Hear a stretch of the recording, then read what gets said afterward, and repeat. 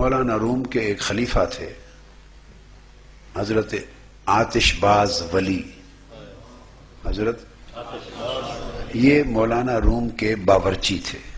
تو وہ فنا فی الشیخ تھے. تو ایک رات ایسا ہوا کہ مہمان آ گئے دیر سے. تو مولانا روم کے مہمان آئے دیر سے، بڑے ان کے محبوب مقرب علماء صوفیاء درویش اولیاء مقرب آئے. تو آپ نے حکم دیا اس کو کہ نام اس کا کچھ اور تھا کہ وہ کھانا پکا کے لائے. تو اس کے پاس لکڑیاں ختم تھیں. تو وہ پھر انہوں نے یہ نہیں کہا کہ لکڑیاں نہیں ہیں اور کھانا نہیں پک سکتا. آرڈر لے لیا اور تیل اٹھا کے اپنی ٹانگ پر کپڑوں پر اپنے اوپر ڈال دیا. اپنی ٹانگوں پر اور کپڑوں پر ڈال کر آگ لگا دی اور ٹانگوں پر. تو کپڑے جلتے رہے اور ٹانگ جلتی رہی اور تیل ڈالتے رہے. تو ٹانگ جلا کر تو کھانا گرم کر دیا. اپنی ٹانگ اور کپڑے سب کچھ جلا کر کھانا بنا دیا. تو پیش کر دیا. آپ نے بھی نہیں پوچھا بھئی یہ رات کو کیسے کر لیا، بس چپ کر گئے. صبح جب اٹھا باورچی تو ٹانگیں ٹھیک تھی، رات کو جل گئی تھی چربی خون سب، اور صبح ٹھیک تھی. اس کے بعد جب بھی کبھی رات کو اس کو وہ لذت آئی اپنے آپ کو یہ جلانے میں اپنے شیخ کے لیے، اس کی رضا کے لیے، کہ پھر جب کبھی لکڑیاں ختم ہوتی تو وہ لکڑیاں رات کو نہیں لاتا تھا اور دعا مانگتا کہ کاش آج کوئی ان کے محبوب مہمان آ جائیں اور پھر جلا کے اپنے آپ کو جلا کے کھانا پیش کروں. تو وہ ایسا ہی کرتا رہا. طاہر القادری صاحب، الیاس قادری صاحب، ان کو دو چار لے ہیں ہم جو ہے جیو کو، اے آر وائی کو، دنیا ٹی وی کو، بی بی سی کو، سی این این کو بلا لیتے ہیں. شڑولہ کرو جناب، تو اڑی ویڈیو بنانے ہیں سارے پاکستان میں بریلوی کر لو، کر کے دکھاؤ. انہوں نے بتایا نا، وہ کہتے ہیں جی یہ محمد پناہ ٹوٹانا زندہ موجود ہے. ٹوٹانی سوری، وہ کہتے ہیں جی وہاں پہ سکھر میں کہ بکر میں مناظرہ ہوا تھا، اہل حدیث تھا یا دیوبندی تھا. دیوبندی رضوان وہ جناب آگ میں جل سانو پتا ہے. میں محمد پناہ ٹوٹانی کے ساتھ اس طرح بیٹھ کے 3 گھنٹے گفتگو کی ہوئی ہے. اون ٹوٹانی صاحب کتنے سال ہو گئے نا غائب ہو گئے نا ٹوٹانی صاحب. ٹوٹانی صاحب کو سین الدین شاہ صاحب نے بلایا تھا پنڈی میں. اس وقت میں انجینئرنگ یونیورسٹی میں 2nd یا 3rd ایئر میں پڑھتا تھا. ہم پوری بس انجینئرنگ یونیورسٹی سے لے کے آئے تھے ان کی زیارت کرنے کے لیے. اس کے بعد وہ سیر عالمگیر آئے، میں 2-3 گھنٹے ان کے پاس بیٹھا رہا. یہ وہ خود راوی ہیں اس بات کے. دوسرا ورژن بھی لیں، وہ جو رضوان، ڈاکٹر رضوان تھا، وہ کہتا ہے جی یہ ٹوٹانی والے بندیاں نے، بدماشاں نے پھڑ کے منو آگ سٹیا. وہ کہتا ہے مجھے پکڑ کے انہوں نے آگ میں جلایا. تو ٹوٹانی صاحب تو چلو ایک چیکڈ ولی ہے نا. ایک بار جناب میرے کہنے تھے جیو والے دے سامنے، اے آر وائی دے سامنے، اے ٹوٹانی نو آگی چسی سٹنے. نہیں وہ کہتے ہیں نا آپ بھی ساتھ آپ بھی جائیں. نہیں ایسے کیوں چاہیے؟ مسئلہ ہے ہمارا تو دعویٰ ہی کہیں نہیں ہے نا. ہمارا یہ ہم تو کہتے ہیں کہ یہ کبھی کبھار ہوگا. حضرت ابراہیم کے لیے آگ ٹھنڈی ہوئی. کتنے واقعات ہیں کہ صحابہ کرام کو آگ کے کڑاہوں میں جلایا گیا، شہید کیے گئے ہیں صحابہ کرام. جنگ بدر میں، غزوہ خندق، عہد کے اندر ٹکڑے بھی صحابہ کے کیے گئے. تو کیا ان کی ولایت نہیں تھی؟ جن کو تیل کے تپتے ہوئے کڑاہوں کے اندر رومن امپائر کے لوگوں نے جلایا ہے، جن صاحب کو جنگ یرموک میں قید بنا لیا اور قتل کیا اس طریقے سے، اور ان کو کہا گیا کہ نبی علیہ السلام کو گالی دو، انہوں نے گالیاں نہیں دی، اور آگ کے کڑاہے میں ان پہ تو آگ کوئی نہیں ٹھنڈی ہوئی ہے. حضرت ابراہیم پہ ہی ٹھنڈی ہوئی تھی نا. یہ کبھی کبھار یہ معاملات ہوتے ہیں نا. لیکن یہ ٹوٹانی صاحب ٹیسٹڈ ولی ہیں. ایک بار ٹیسٹ کیتے ہیں تو انہوں پورا کانفیڈنس ہے. ان کو ہم جناب آگ میں کیا پھینکتے ہیں، صرف تھوڑی دیر کے لیے موم بتی ان کے نیچے جلا دیتے ہیں.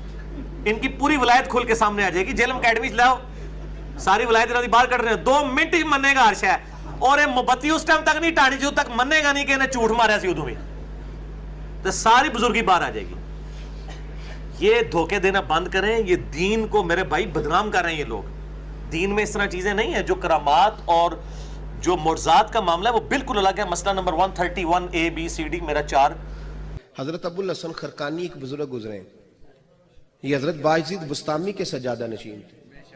بو علی سینا سائنسدان ہے بہت بڑا، وہ حضرت ابو الحسن خرقانی کا مرید تھا. توجہ ہے میری بات پر؟ سائنسدان بیعت تھا. اور محمود غزنوی والی ہندوستان، وہ بھی حضرت سیدنا ابو الحسن خرقانی کی بیعت تھا.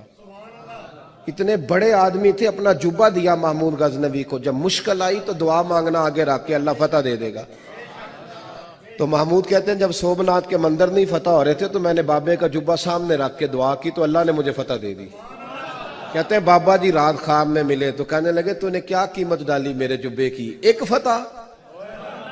کہا حضور کیا مطلب؟ فرمانے لگے تو میرا جبہ سامنے رکھ کے دعا کرتا کہ یا اللہ ہندوستان کے سارے کافر مسلمان ہو جائیں تو اللہ نے توفیق ایمان دے دینی. یہ تو نے کیا دعا مانگی ہے؟ تر دامنی پہ شیخ ہماری نہ جائیے, ہم دامن نچوڑ دیں تو فرشتے وضو کریں. یہ کیا بات کر دی, ایک فتح. بہرحال بہت بڑے بابا جی تھے. یہاں تو نبی علیہ السلام کو چھوڑ دیں, انہوں نے بزرگوں کے تبرکات بنائے ہوئے ہیں. ابو الحسن خرقانی والا چیپٹر کھولیں تذکرۃ الاولیاء میں, وہ کہتے ہیں جی بازید بستامی جو ہیں وہ خلیفہ ہیں امام جعفر صادق کے, اور ابو الحسن خرقانی خلیفہ ہیں بازید بستامی کے. اور کہتے ہیں محمود غزنوی نے جب یہاں پہ حملہ کیا تو وہ اس کے حملے ناکام ہوتے تھے, تو ابو الحسن خرقانی کا کرتا اس کے پاس موجود تھا. ایک دن اس نے کرتا پکڑ کے اس کرتے کے وسیلے سے دعا کی تو محمود غزنوی کو فتح ہو گئی. سبحان اللہ. اچھا, وہ کہتے ہیں فتح ہو گئی تو رات کو ابو الحسن خرقانی خواب میں آئے, انہوں نے کہا تو نے میرے کرتے کی اتنی کم قیمت لگائی ہے. ذرا گال سننی کہانی. نقشبند سلسلے کے بابا جی ہیں ابو الحسن خرقانی, بازید کے خلیفہ. تو ان کا حضرت کیسے, ان کا تو اگر یہ کرتا پکڑ کے یہ کہتا نا کہ قیامت تک اس سرزمین پہ کوئی کافر نہ بچے, سارے مسلمان ہو جائیں, تو اس کرتے کی برکت سے سارے مسلمان ہو جاتے ہیں. یار یہ اگر کہانی چلتی تھی تو اسما بنت ابی بکر جو کالا تیالسی جبہ نکال رہی ہیں جو صحیح مسلم میں آتا ہے, تو یہ قادسیہ اور یرموک لڑنے کی صحابہ کو ضرورت کیا تھی؟ قادسیہ میں رسول اللہ کا کرتا لے جاتے اور دعا کرتے, وہ سارے مسلمان ہو جاتے. اگر نبی کے کرتے سے نہیں ہو رہے تو آپ کے بنائے ہوئے جو آپ نے خود نام دے دیے ان بزرگوں کو, ان کے ناموں کے ساتھ تبدیلیاں آ جانی ہیں. دنیا بقدر ایفٹ ہے. وہ جی وہ ایک فلاں بزرگ, یہ تو کئی بزرگوں کے بارے میں. ایک انبڑ بندہ چلا گیا, انہوں نے کہا جی میرے پیچھے نماز پڑھنا, دائیں طرف سلام پھیرا سارے حافظ ہو گئے, بائیں والے سارے ناظرہ ہو گئے. نبی علیہ السلام نے تو اصحاب صفہ 155 ان کی تیاری کرواتے تھے, آپ بھی کہتے میرے پیچھے نیت کرو, سجے پاسے سارے حافظ, کھبے پاسے سارے ناظرہ. مسند احمد میں آتا ہے غزوہ بدر کے قیدی چھوڑنے کا جو معاوضہ تھا وہ 10 مسلمانوں کو لکھنا پڑھنا سکھانا تھا. تو سجے پاسے سلام, کھبے پاسے سلام کیوں نہیں پھیرا؟ سب کہانی ہے. اور میں دعوے سے کہتا ہوں جن بزرگوں کے بارے میں دعویٰ کر رہے ہیں ان کو خود بھی نماز نہیں صحیح آتی. میں نے کئی لوگوں کی نماز سنی ہے, نماز تجوید کے ساتھ یہ لوگ نہیں جانتے ہیں. میں نے ایک پیر کی نماز سنی, 60 سال عمر, اس کے کئی مرید, السلام علیکہ ایھا النبی وہ پڑھ رہا تھا, بچپن میں یاد کی ہوئی چل رہا ہے.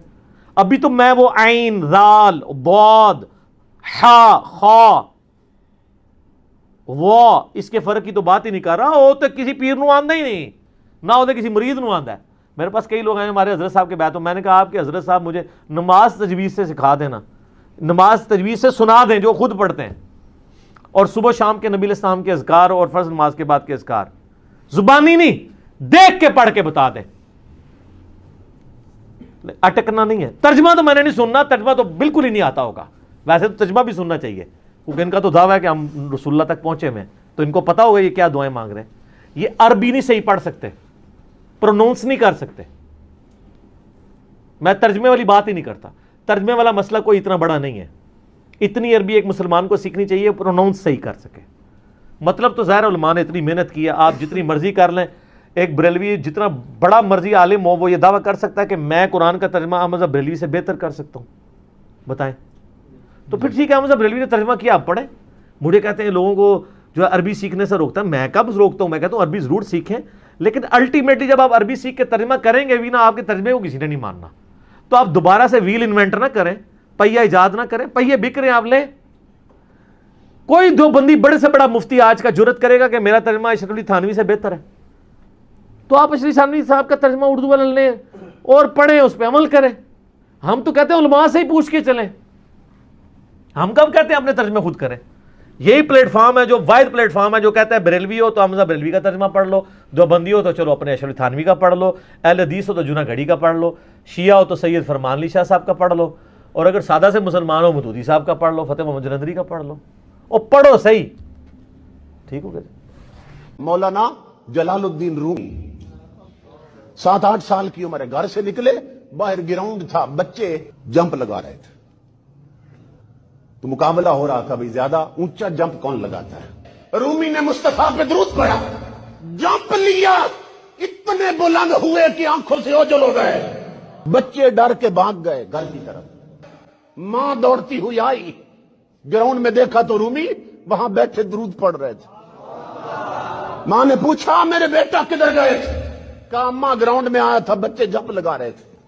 میں نے کہا حضور کے غلام ہو، ذرا ٹھیک کر کے لگاؤ، پہلے آسمان تک تو جاؤ۔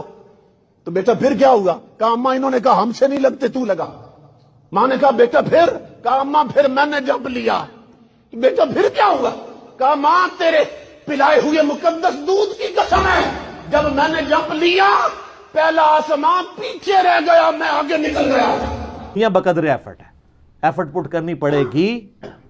اور میں آپ کو بتاؤں، میں تو گورنمنٹ سے کہتا ہوں کہ ایک بار یہ ایفرٹ پرفارم کر دی جائے کہ یہ جو کہتے ہیں نا بزرگ اڑ لیتے ہیں، بزرگ یہ کر لیتے ہیں، ان ساروں کو منار پاکستان پہ چڑھائیں اور سارے میڈیا کو سامنے بلائیں کہ یہ دیکھو کیڑا کیڑا اڑتا جے، اڑ کے کتنے پہنچے گا، لینڈ کتنے کرے گا، ظاہر آخرت ہی جا کے لینڈ کرے گا۔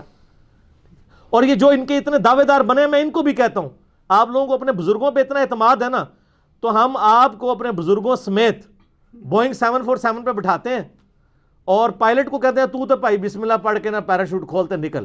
بزرگ جو ہے نا کاکپٹ جا کے نا وہ جہاز اڑا کے دسن، جو نگاہ مار کے اڑانے نے، اور سیٹ تے بیٹھ کے بھی نہیں اڑا سکتے، تو ان کے اپنے مرید بھی بیٹھنے سے انکار کر دیں گے، ان کو ہی پتہ ہے کہ کہیں اور ہی لینڈ کرے گا جا کے۔ آپ لوگوں کو دوسری طرف لگایا ہوا ہے، ٹھیک ہو گیا؟